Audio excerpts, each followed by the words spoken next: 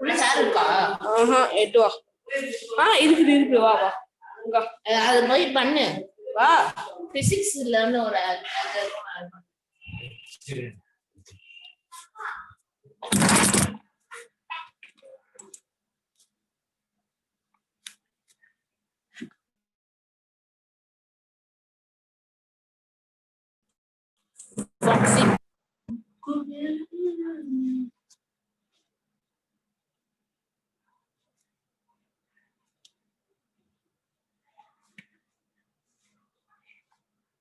வாட்ஸ்அப்ல லிங்க் வந்துச்சா? என்ன லிங்க் வந்துச்சு?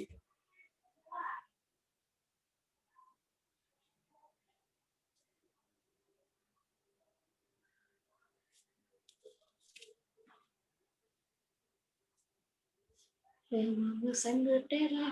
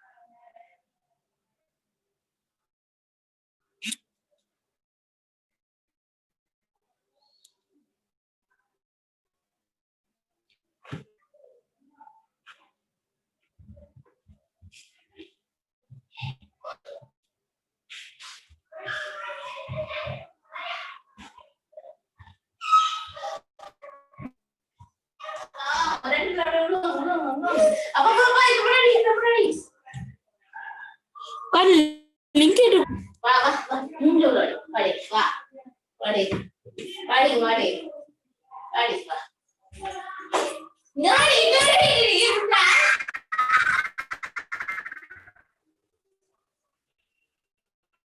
இருக்கா லிங்க் எட்டு கொடு. என்ன வந்துச்சுன்னா அப்படியே லேப்டாப்ல எப்படி லேப்டாப்னா டிஃபரன்ஸே இல்ல, அதேதான்.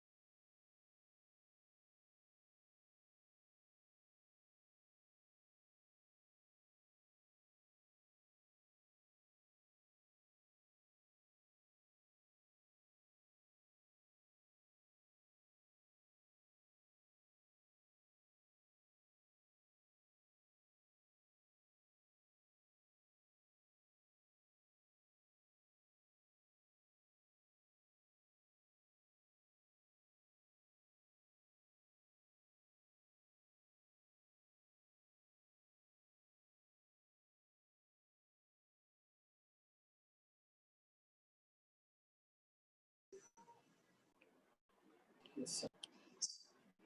So just confirm if you are able to see my screen.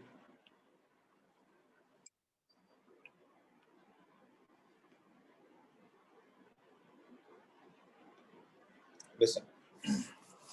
So till now, what were the topics that we discussed? Chapter 9 was called as mechanical properties of solids. The 10th chapter is mechanical properties of fluids, right? So when we spoke about mechanical properties, we mainly concentrated on the term of elastic properties of the material, right? How they respond to force and pressure was about the mechanical properties, right? So chapter 11 is about the thermal properties of matter. So what does it mean? When I say matter, it consists of any substance that occupies space, right? So here our topic of discussion is not restricted to solids alone. It can be solids, liquids, and about gases. Yes, of course, we will have a separate chapter to discuss about it called as kinetic theory of gases. So in this chapter, our main concept of discussion will be about solids and liquids again. Okay, but what is the only difference? Here also we discussed about solids and fluids, but what is the difference? Here we saw how the solid and fluid is responding to force and pressure, whereas in this chapter we'll be concerned about the thermal properties of it. What do you mean by thermal? Where is the term thermal defined from? It comes from the concept of temperature and heat.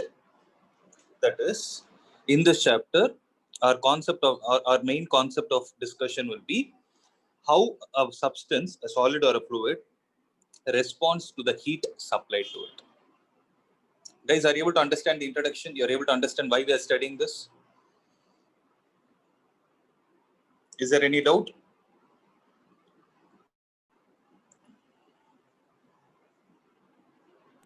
No, sir. Okay. Then I'll get into the main chapter. So this is a very small chapter.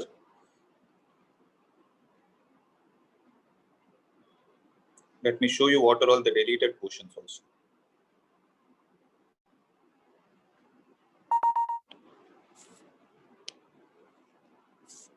See, in the chapter thermal properties of matter, the deleted parts are heat temperature, heat transfer conduction, convection, and radiation. But I don't know why they have removed heat and temperature, because this is a base. Okay. So when I talk about thermal properties of matter, the first, so this chapter is also broken into three parts. Let me explain what those three parts are. Try to understand, guys.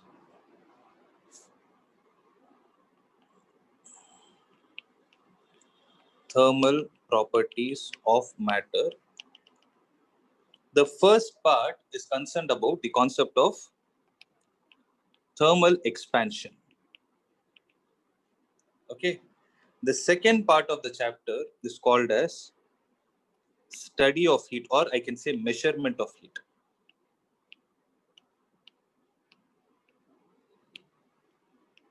Which is also called as calorimetry. Okay. And the third part of the chapter is called as heat transfer, where you have three modes of transfer. One is called as conduction, convection, and radiation. Okay.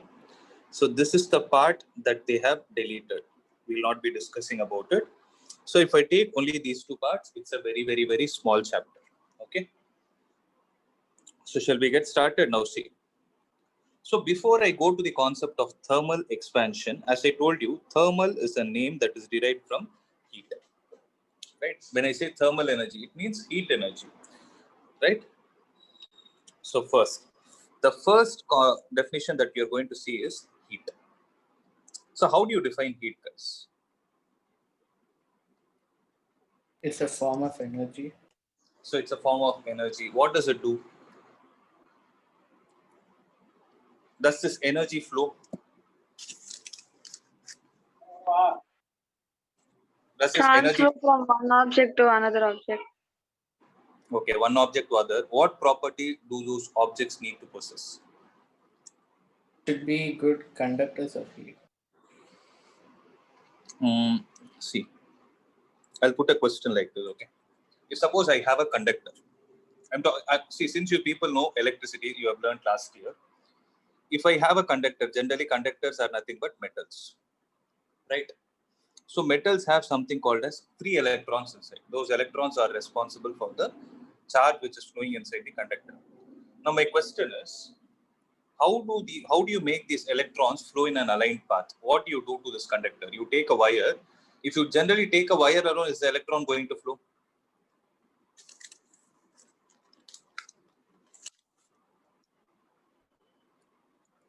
So you go to a shop, you buy an electrical wire, okay, which is, let's say it's made up of copper. Copper is a metal. Do the electrons inside this start flowing automatically? No, sir. Then what is supposed to happen?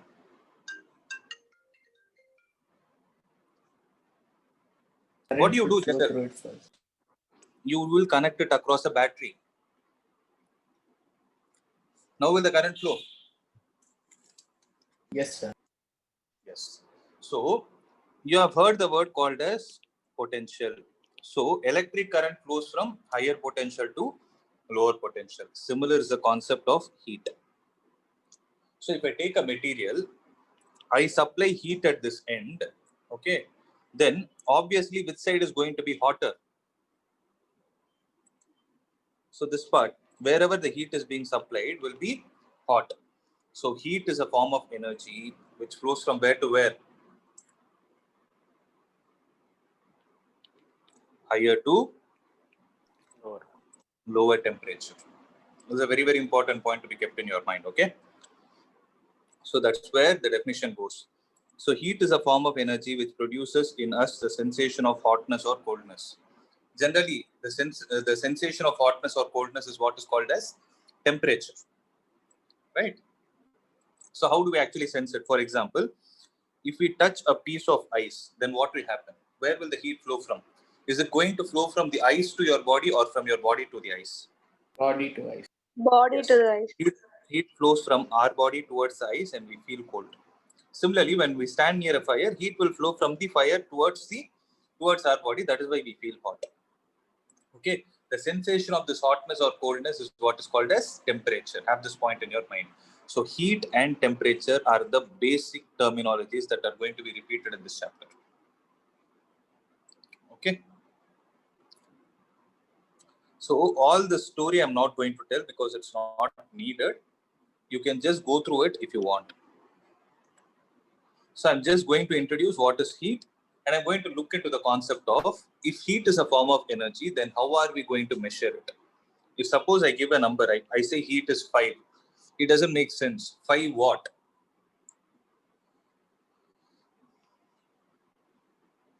So that's where the unit of heat comes into picture, right? So when I say unit, you can define CJ's unit and the SI unit. So what is the CJ's unit of heat? The CJ's unit of heat is calorie, okay? See, generally the CJ's unit of energy is erg. Heat is also a form of energy, but here it is not measured in terms of erg, rather it is measured in terms of calories. So you would have heard this, right? Suppose a person is running. There'll be a common question like this: how many calories did you burn? Actually, that is kilocalorie. You can look at the back of all those covers. Like you have the food covers, right? You can look at how much amount of energy it is going to generate. It will be measured in terms of kilocalorie, but generally in layman point of view, we call it as calories. Okay, so have this point in your mind. CJ's unit of heat is only calorie; it is not kilocalorie. And how is 1 calorie defined as? It is defined as the heat energy required to raise the temperature of 1 gram of water through 1 degree Celsius, generally from 14.5 degrees Celsius to 15.5 degrees Celsius. Okay, so the meaning of this is, let's say you have a container, okay, where you have taken water, and water is at what temperature? It is for 14.5 degrees Celsius. Okay, then you start supplying heat. By supplying heat, what is going to happen to this temperature? From 14.5, it is going to go to 15.5 at some point of time. For this kind of a transformation to take place, you need to keep supplying energy. The amount of heat energy that you are supplying to how much grams of water? How many grams of water, guys? To 1 gram of 1 water. gram. To raise the temperature to how much? How much change? To raise the temperature through a change of 1 degree Celsius. 1 degree Celsius. That's what is called as calories. Okay. Similarly, what will be the SI unit of heat? Heat is measured. Heat is a form of energy. So SI unit is nothing but joule only. Now comes an important question. See, we have a relation like this. 1 erg is equal to 10 power minus 7 joule. This we know how it has come. Right? In a similar context, if you calculate 1 calorie, then 1 calorie generally comes out to be 4.186 joule, or some books refer to it as 4.2 joules. Means, what I'm trying to say here is, if you have 1 gram of water in your hand, which is at 14.5 degrees Celsius, once you start supplying heat, you need to either supply 1 calorie of heat energy or 4.2 joules of heat energy for a temperature change of 1 degree Celsius to arise. That is the meaning. Guys, are you able to understand? Yes, sir. So please make a note of this point.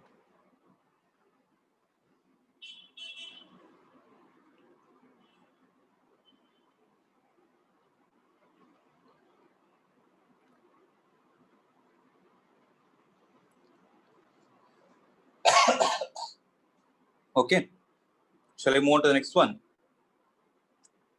Listen. The next concept is Joule's mechanical equivalent of heat. Okay. So what exactly does it speak about? See, all these things are obviously from observations, which are nothing but experiments. So from experiments, Joule established a relation between the amount of work you do and the amount of heat which gets produced in an equivalent way. So generally, whenever the work which is done is converted into heat, always the same amount of heat is produced. That is the meaning. Okay, that's what he's trying to say. So whenever you do a given amount of work, only with the objective of converting it into heat, the amount of work that you do with this perspective will get completely converted into the same amount of heat. Okay, the symbol used for heat is Q. Have this in your mind. And symbol used for work done is W. So from this we can conclude that W is directly proportional to Q, and W is equal to J into Q, where J is called as the Joule's mechanical equivalent of heat. Okay, so please make a note of this point also.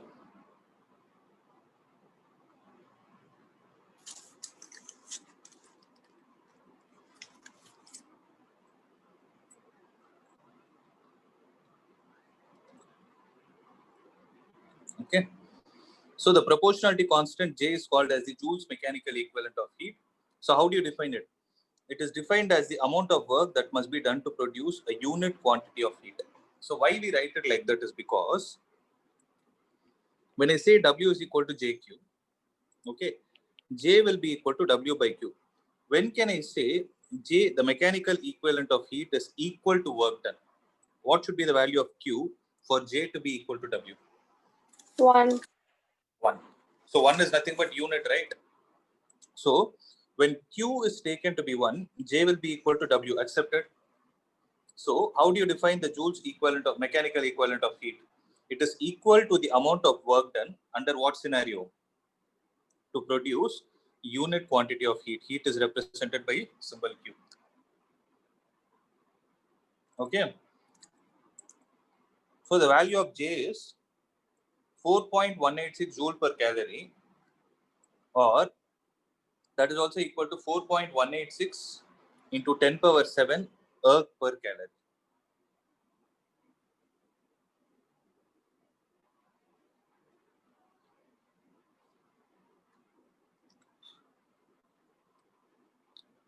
Okay. Is that clear, guys? Yes, sir. Yeah. The next is temperature. So what is temperature? So temperature is the degree of hotness or coldness of an object, right? So generally, how do we sense it? So every time we cannot use a thermometer to check the temperature, right? The question is about how can we sense. So since you are saying temperature is a degree of hotness or coldness, it is helpful for us to understand which object is hotter and which object is colder. So that is possible when you take two objects and keep in contact. Okay. Then we know the fact that heat flows from the object at higher temperature to the object at lower temperature. Thus, temperature may be defined as the thermal state of an object which decides the direction of flow of heat energy from one body to another when they are placed in thermal contact with each other. Okay, so what I'm trying to say here is there are two definitions of temperature. What is it? What is the basic definition? It is a degree of hotness or coldness. This is the basic definition, a layman point of view. So something is hot or not, the degree which is going to measure the hotness or coldness is what is called as temperature. Okay, so if you want to technically define it, then you can say when two objects are placed in contact with each other, temperature is the parameter which decides the flow of heat, the direction of flow of heat. Okay, is it clear? So you can just make a note of the definition. So let me explain this part also. What is kinetic interpretation of temperature? Why I'm going to explain this is because this concept is important in the 13th chapter. As I told you, 13th chapter is about kinetic theory of gases, what you have learned in your chemistry in the name of gaseous state. Okay, so listen to this. So generally, the temperature of an object is the measure of the average kinetic energy of its molecules. So why we call it as average kinetic energy is because let's take a solid, guys. Okay, let me take, instead of solid, let me take a liquid. Everybody would have seen this, right? Suppose you take a small bowl of water and place it on your gas stove. What will happen to it?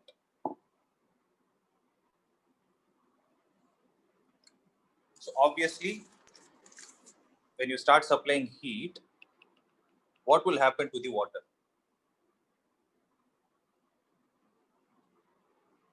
Start You boiling. can see, all of a sudden it's not going to boil. It needs to reach that 100 degrees Celsius. Right. Temperature So that is, increase. you can hear some sounds, right? After it has got sufficiently hot, do you hear some sound when those bubbles come? Yes, sir. You do hear it, right? My question is, why is that sound coming? Where is it coming from?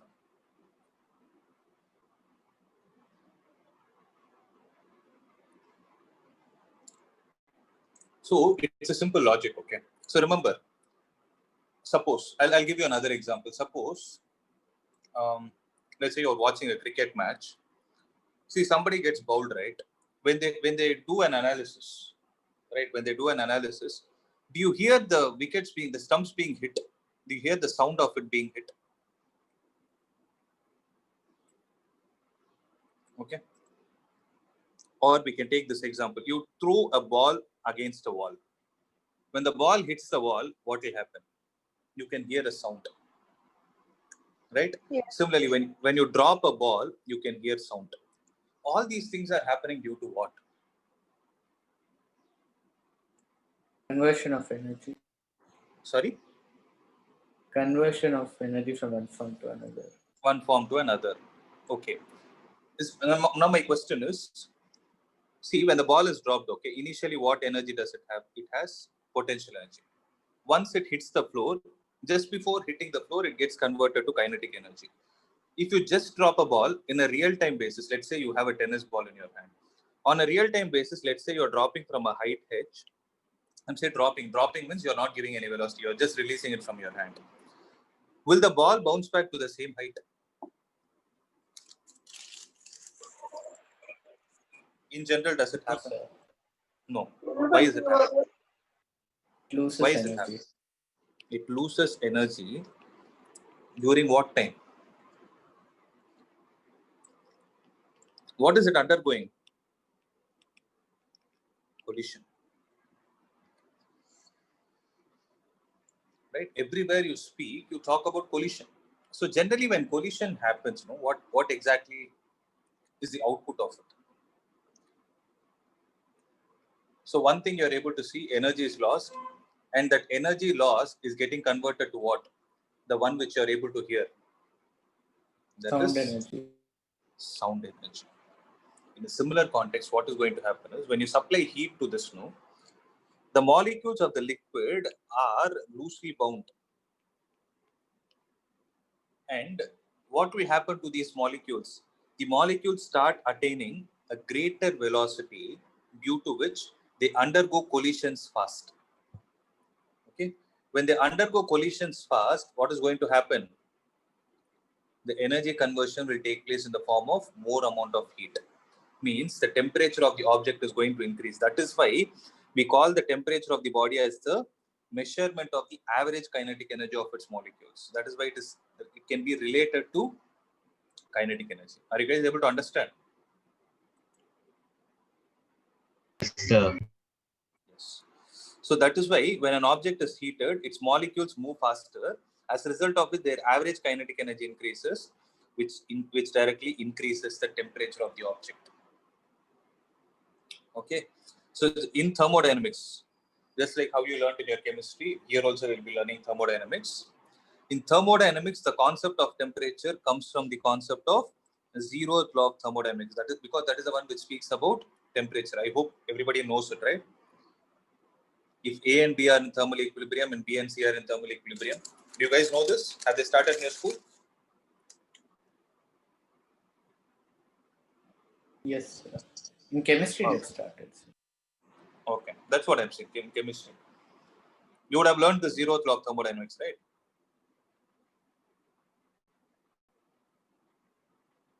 Anyways, we'll see it in the next chapter. Don't worry about that. Now we are going to see the difference between heat and temperature. So heat is a form of energy which produces the sensation of hotness or coldness, whereas temperature is just a degree of measurement of hotness or coldness of an object. So when is heat caused? It is a cause when some heat is supplied to a body, its temperature increases, whereas temperature is an effect. Okay. What about heat? It represents the total kinetic energy of the molecules, whereas temperature represents the average kinetic energy of the molecules possessed by the molecules of an object. Okay.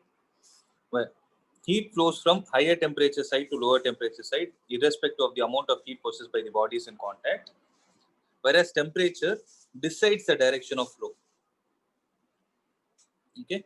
Similarly, heat is measured in terms of calorie. This kilocalorie is the energy which I was talking about. You can turn back your food packet and see, or joule.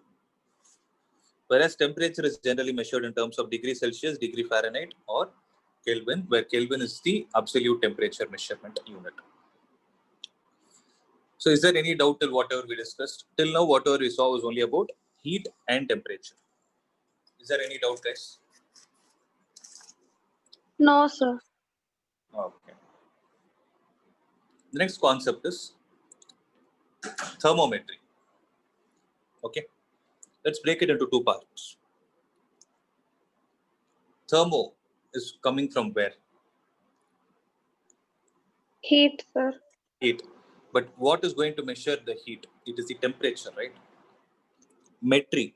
See, for example, this is how physics terms are used. Okay. If I say speedometer, break it into two parts. Speedometer. Speed and meter is a measuring device. So if you have a device which is used to measure the speed, we call it as a speedometer. In a similar way, thermometer is a device which is used to measure. What does it do? When you place a thermometer, why do we use it? To measure temperature. To measure the temperature of our body, right? So metry means the study of measuring. Okay. So try to understand. There are two words here. One is thermometer. Thermometer is a device. Thermometry is a branch of physics. Okay. So thermometry is the branch of physics that deals with the measurement of temperature. Right? We are able to understand from the name itself.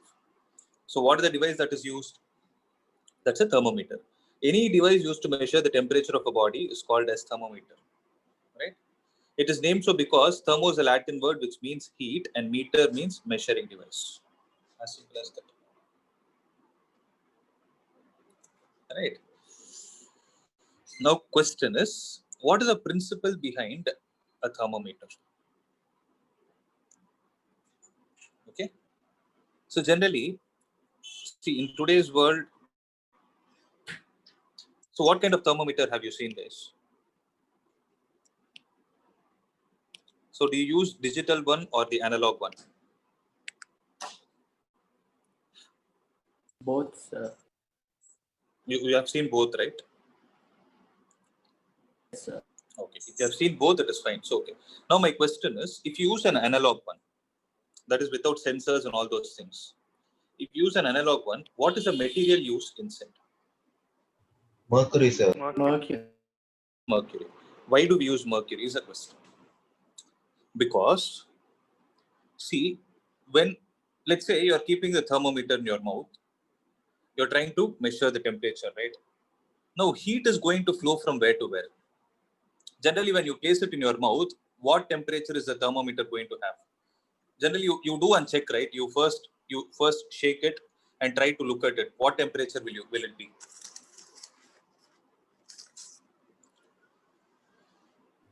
Zero. Okay, I take it as 0. Okay. Now, when you place it in your mouth, let's say,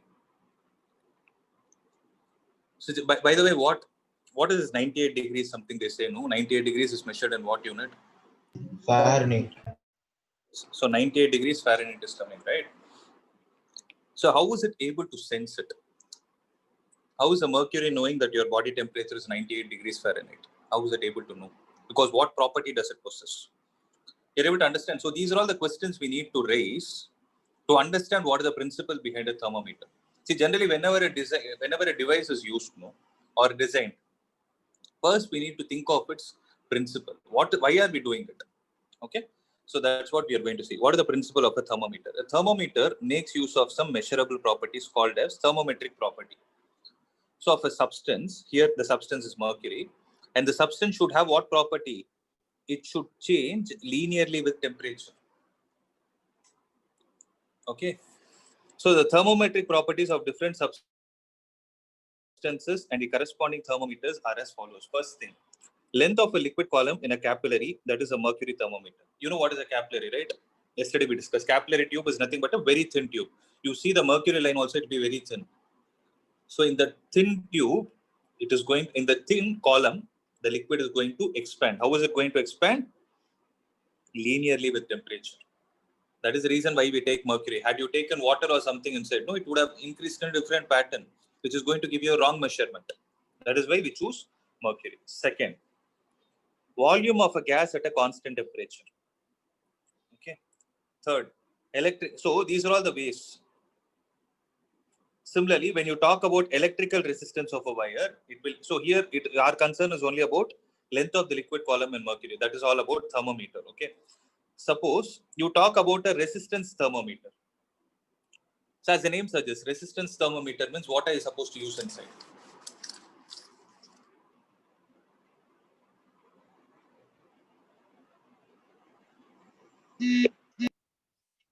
So we use a A material with higher Yes. Why do we use a metal wire? Because metals have the property of expanding with heat. You know this formula, right? R is equal to rho into L divided by A. So resistance of a metal is directly proportional to temperature. We'll see it in the next part of the chapter. When the temperature is increasing, length will also increase. So it will tend to expand. That is how a resistance thermometer will work. Similarly, we can think of thermoelectrical EMF. All these things are not needed for you. Okay. And radiated power means the power which is going to get radiated in the form of heat. So again, thermoelectrical means if you want to know the outline, I'll tell you. Again, try to break it into two parts. Thermo refers to temperature. Electrical refers to electricity. Right? So if you are able to use a combination of these two physical quantities, then we call it as a electrical. EMF stands for electromotive force. So these are all the different thermometers that we can use. Based on all these things, we can think of different conversions that we are doing. Okay. Now I have another question. You people told me when I say 98 degrees, you told it is Fahrenheit, right?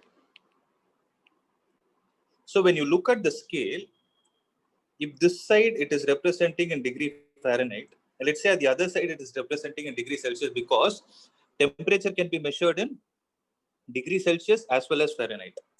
Now my question is, if this side reading is 98.3 degree Fahrenheit, what will be the temperature on the other side? 37. 30? 7. How did you know it is 37?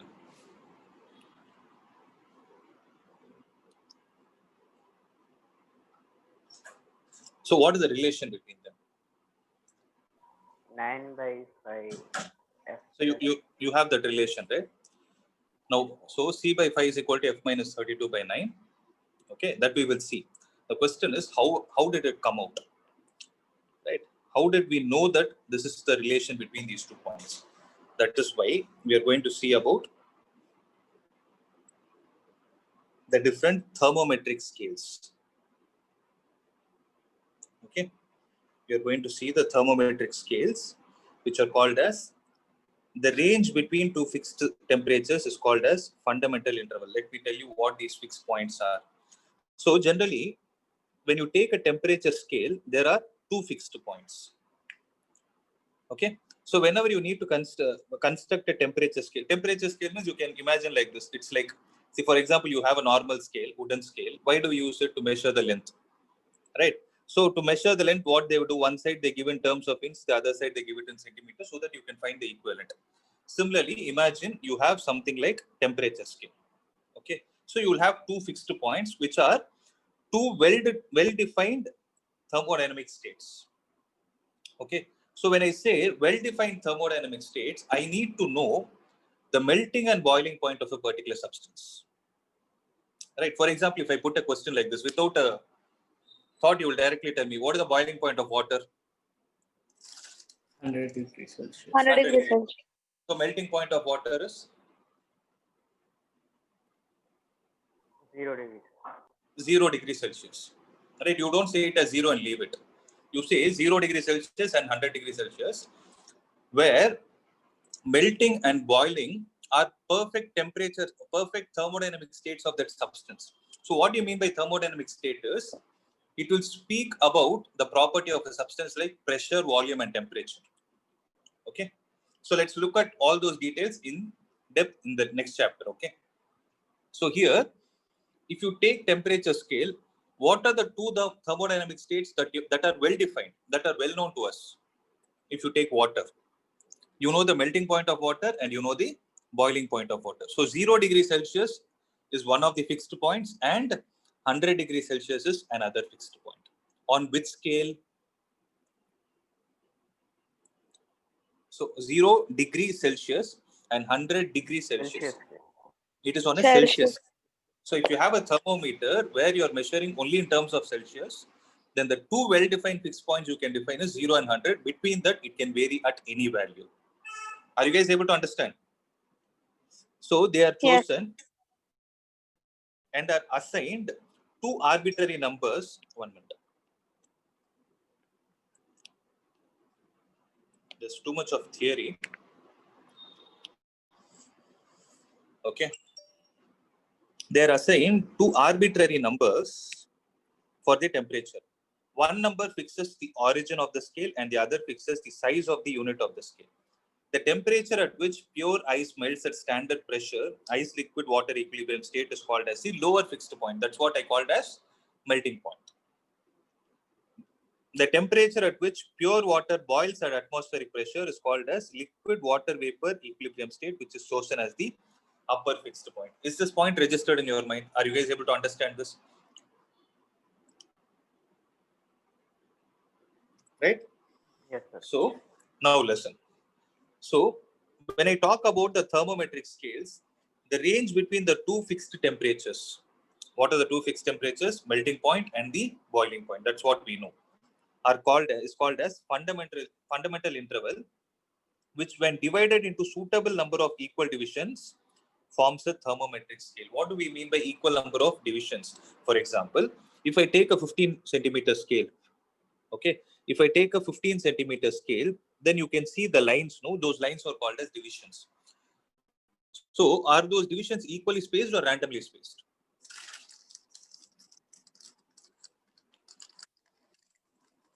Obviously, they are equally spaced. And what is the value of that equal spacing? So you're not audible.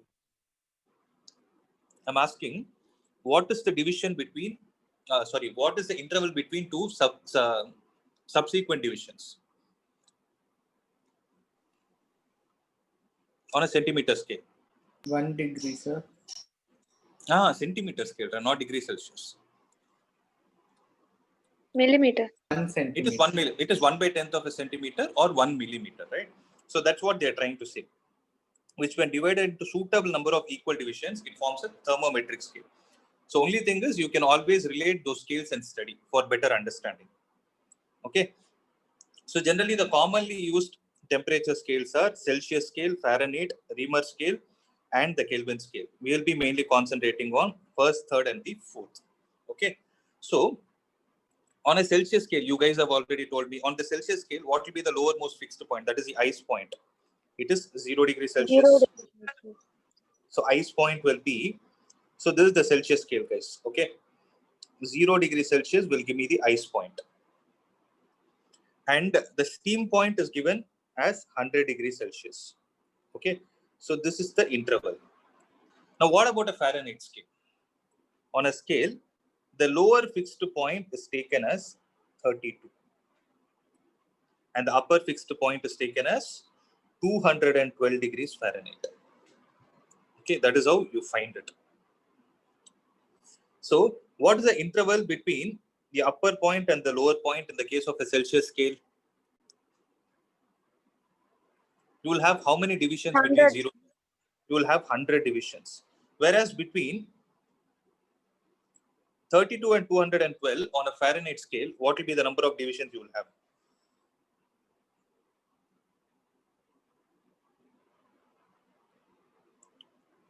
What will be the number of divisions, guys?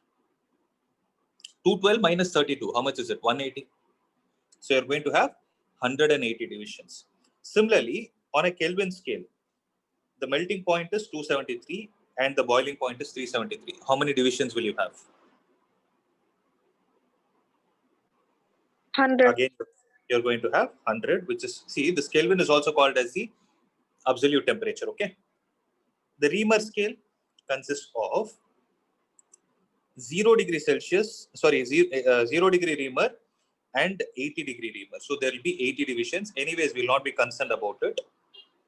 So in this chapter, we'll be concerned about Celsius, Fahrenheit and Kelvin scale. Now Now comes all the important points. So you guys tell me again. Celsius, Fahrenheit, and Kelvin. Okay, this is 0 degrees Celsius, this is 32 degrees Fahrenheit, and this is 273 Kelvin. Don't put it as degree Kelvin, it is just Kelvin. 100 degrees Celsius, 212 degree Fahrenheit, and 373 Kelvin. Sorry, am I not audible? No, sir, you're audible. Okay. So if I take a particular line, okay, if I take a random line and treat it like a point, here I call the temperature as Tc, here I call the temperature as Tf, and here I call the temperature as Tk. Okay, try to understand, guys. So all these things are thermometers. So what is the main principle of a thermometer? Let's go back to the basic. What did we say is the main principle of a thermometer? It should vary linearly with temperature. So when I say linearly, it should be a straight line. Am I right? Okay. So try to understand, guys. If I take, see, since if I take this like a base, if I take this like a reference line, and I make 3 different sticks to stand, okay, all the sticks are of same height. Is that right? All the sticks are of same height. Guys, am I clear? Are you with me? So from here till 100, how many divisions are there in it? 100 division. And here you have 180 divisions, and here also you have 100 divisions. Now my question is, if I draw a horizontal line which is cutting exactly at the same height from the bottom of this reference line, then what will be the relation between Tc, Tf, and Tk? The meaning of it is, the meaning of my question is, which division of Tc, I'm repeating it, which division of Tc will coincide with which division of Tf and which division of Tk? Again, I'm repeating it. For example, if I take the division 0 degrees Celsius, then 0 degrees Celsius is coinciding with 32 degrees Fahrenheit is coinciding with 273 Kelvin. Similarly, 100 degrees Celsius is coinciding with 212 degrees Fahrenheit is coinciding with 373 Kelvin. So in between them, I can take a random point. I'm saying if this is the 50th division of, I'm just taking as an example. Okay, I'll take it like this. If this is the 48th division of the Celsius scale, then what would be the division number here and what would be the division number here? Are you guys able to follow up? Are you guys able to understand what I'm asking? Is it the 88th division of Fahrenheit? I don't know. I randomly took it. Okay. See, this 48 is only for your understanding. Let me check it. Okay. First, I'll derive the general formula. Then we'll check whether your answer is right or not. What did you say? 88? Yes, sir. I'm not sure, but Okay, let's make a note of it. Let's see. Let's first derive the formula and see. But are you able to understand what I'm trying to ask? yes, sir. Yeah, that's more important. Okay. Now see, if I take in terms of distance, can I say the distance Tc minus 0 divided by 100 minus 0. What I'm doing is I'm measuring Tc and 0, the distance between Tc and 0, dividing it with 100 minus 0. That is upper limit minus lower limit. Can I say this will be the same as Tf minus 32 divided by 212 minus 32 will be the same as Tk minus 273 divided by 373 minus 273. If you guys want to understand what I've done, I've taken the basic definition of a slope. If you know what is a slope, well and good. If you don't know, don't worry about it. Okay? Does this equation make sense? So what I'm trying to say is Tc minus the lower limit divided by upper limit minus lower limit is the same as TF minus the lower limit divided by upper limit minus lower limit. That is 212 minus 32 is the same as TK minus 373 divided by upper limit minus lower limit. Guys, are you able to understand? Now, Yes, sir. if I take these two alone, then TC divided by 100 is equal to TF minus 32 divided by 180. So 0 and 0 are gone, divisible by 2.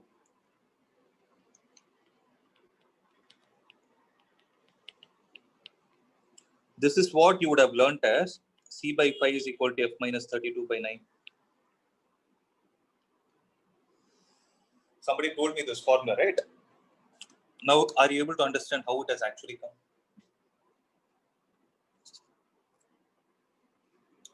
Okay. Now let's validate and see. So you told 88. No, let me verify. So 48 divided by 5 is equal to F minus 32 divided by 9. So 48 into 9 divided by 5 plus 32 is F. So how much is this, guys? Let me take a multiple. No, if I take 50, it will be easy for me. You can calculate and see whether it is matching with 88 or not.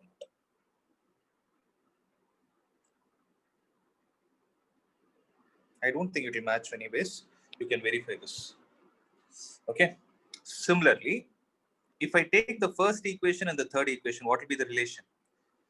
TC divided by 100 is equal to TK minus 273 divided by 100, because 373 minus 273 is 100. This and this are gone. So TC plus 273 is TK. It's a known fact. That is why whenever any value is given in temperature, degrees Celsius, you just add a 273 to convert it to Kelvin. Guys, does it make sense? Are you able to understand why you're doing all these things? Yes, sir. Yes, sir. Okay, please make a note of all these things. If there is any doubt, get it clarified.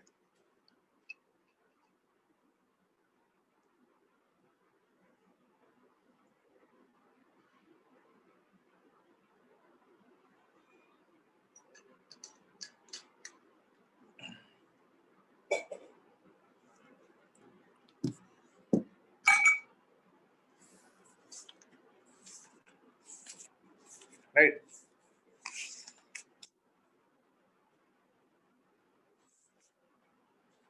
This is about the temperature scales. Okay. Now we will be concerned about the thermal expansion of solids. Okay. Shall I move on? Listen. So the absolute scale of temperature, you can just go through it. Okay.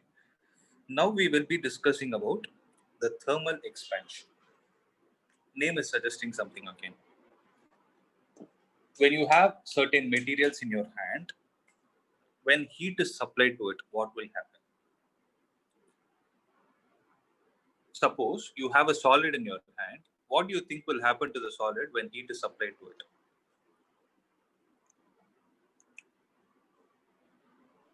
Temperature will increase. So what will increase? Temperature. Yeah, temperature, heat supply, temperature will definitely increase. There is no doubt. I'm talking about the physical dimensions of that material. It can expand, sir. Might expand. It will, yes, they will expand. They will expand. Okay, that's what happens actually. Okay, so that's what this topic is all about. If they're going to expand, what is the mathematical way in which they are going to expand is what we are going to study. So, almost all solids, liquids, and gases expand on heating. This increase in the size of the object when it is heated is called as thermal expansion. Okay. Similarly, when the temperature is decreased, they will shrink. Okay. Now listen. Based on the dimension that is increasing. So you remember these things, the longitudinal stress, hydrostatic stress, and the volumetric stress. Do you guys remember those things? Yes, sir. So when I say longitudinal stress, I'm not stress, it is strain, sorry. I'm sorry. When I say longitudinal strain, it is Change the in length length change by in length. original. Yes. So longitudinal refers to one dimension. When I talk about volumetric, it's with 3 dimensions. When I speak about shearing, it is about the tangential part. In a similar context, depending on the dimension that is changing, the thermal expansions are basically classified into 3 types. One is linear, superficial, and cubical. So what is linear expansion? Name linear is length. So it is an increase in length of a metal rod on heating. Okay. Superficial, it's also called as aerial. Okay. Aerial means area.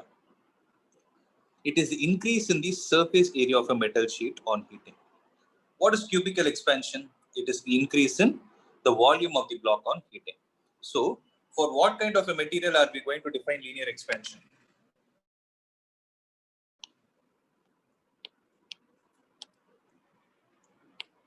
Could you repeat the question? I'm asking, for what kind of a material do we define linear expansion?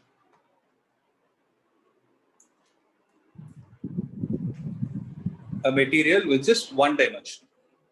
Okay. If you're concerned only about the increase in length of an object, we call it as linear expansion.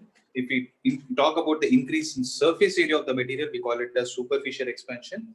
And if there is an increase in the overall volume of the material, we call it as cubical expansion. Okay. Now comes an important question. Why are the solids expanding?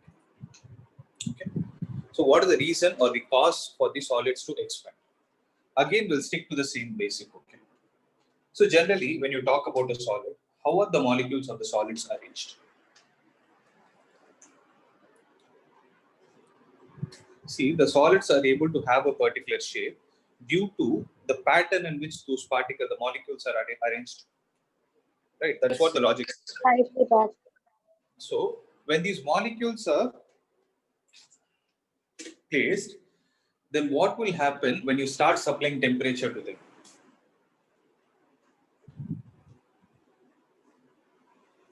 See, generally they will have a covalent bond. Okay. Generally, the molecules are bound to each other due to the covalent bonds. Now the question comes, when you start supplying energy to them, what is going to happen to those particles? I told you with the example of water, what do happen? When you start supplying heat, the molecules start moving and they collide, due to which heat is generated and temperature increases, right? But in the case of a solid, what is going to happen? At any given temperature, so generally what all solids consist of atoms and molecules, etc. At any given temperature, these atoms and molecules are held at equilibrium distance by forces of attraction. That force of attraction, you can call it as bonding or whatever it is. So generally, when a solid is heated, what will happen? That's what we need to understand. So the amplitude of vibration of its atoms and molecules increases. So what do you mean by amplitude is, if suppose there is a particle which is vibrating to this extent, so the central point is called as the mean point. And the end point is called as the extreme point. So the distance between the mean point and the extreme point is called as an amplitude. Okay. Similarly, when you start supplying heat, the amplitude increases. So when a solid is heated, the amplitude of vibration of its atoms and molecules increases. The average interatomic separation, interatomic means between different atoms. Interatomic separation increases, as a result of which there is a thermal expansion taking place in the solid. So if they ask you for a 1 mark question, this is the story you're supposed to write. Okay. Should I go on? 1 minute, sir. Yeah, make a note.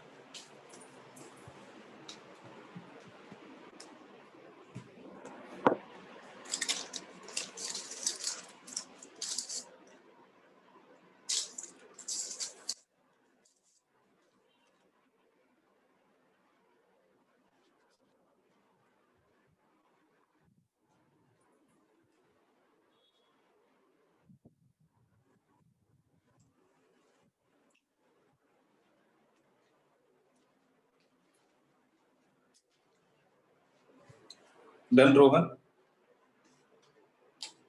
Yes, sir. Done, sir. Okay. So now we are going to see the word coefficient of linear expansion. Okay. So what did we say linear expansion? When there is an increase in length of a material, length of what material? Length of a solid generally. Okay. So when you talk about the increase in length of a solid, then we call it as linear expansion, because for liquid and gases we cannot talk about linear expansion. Why? Well, it is very simple. Because they do not have a fixed shape of their own. One dimension cannot be defined for water or gas, right? So generally it is observed like this. Okay? So write down the heading as coefficient of linear expansion.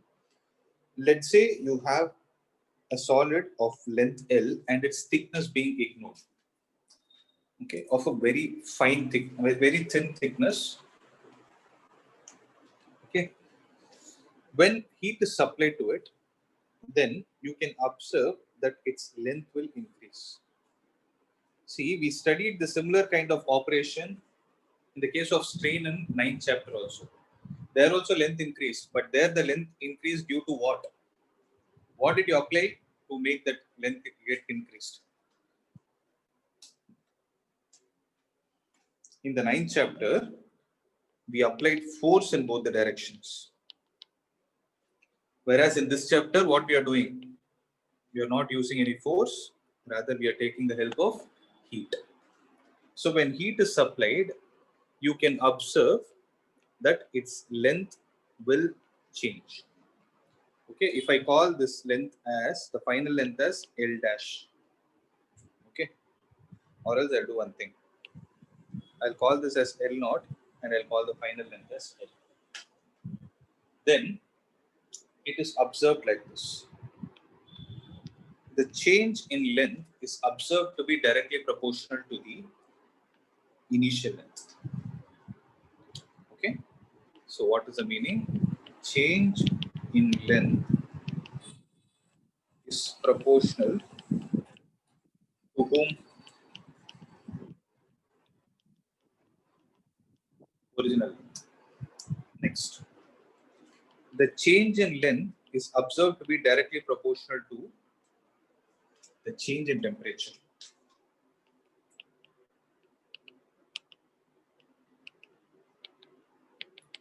Is proportional to change in temperature. Okay. So when I combine these two and write, then delta L dash is directly proportional to L naught into delta T.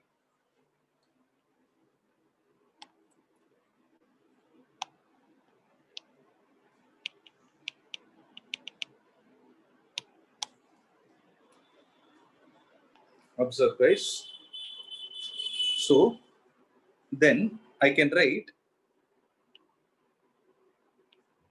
delta L dash is equal to, look at the way I'm going to write, it is alpha into L naught into delta T, where this alpha is called as coefficient of linear expansion.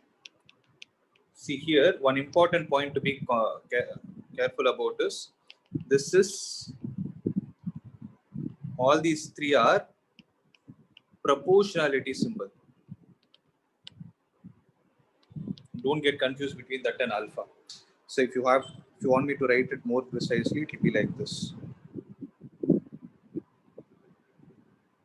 Okay. Whereas this is alpha. That is the temperature coefficient of linear expansion, or in simple terms, we just call it as coefficient of linear expansion. Then this alpha is written like this: delta L dash divided by L naught into delta T. Okay. So this delta L dash is what is called as change in length. L naught is original length. Delta T is rise in temperature. Okay. Now comes an important point. Now, how do you define alpha as? It is defined as the ratio of change in length to the original length. I can say to the product of original length and change in temperature. Guys, are you able to understand? So it is the ratio of change in length to the product of original length into change in temperature. Okay. And its SI unit will be Kelvin inverse and CJ's unit will be degree Celsius inverse. Please make a note of all these points.